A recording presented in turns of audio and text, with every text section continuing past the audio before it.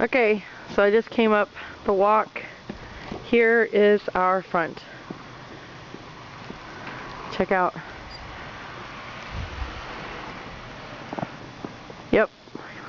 This, my friends, is why you cancel school. So the next time you guys get that little 1/4 of an inch of snow on the ground, Texas folks, look at our street. Okay, if you can see, I'm gonna have to walk out here. Okay, here's the back of the van. Check out where the snow is. It's the same height as the back of the van. That's the street. It hasn't been shoveled yet.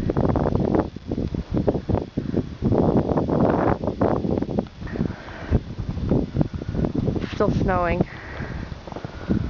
And this sidewalk was shoveled clean about half an hour ago.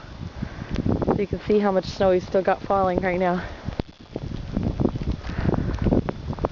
Ah, it's so cold. Okay, there's our front yard. This, again, was shoveled clean. Like just like half an hour ago. There. Check out the front window. Ah. Feels like we're living in an igloo.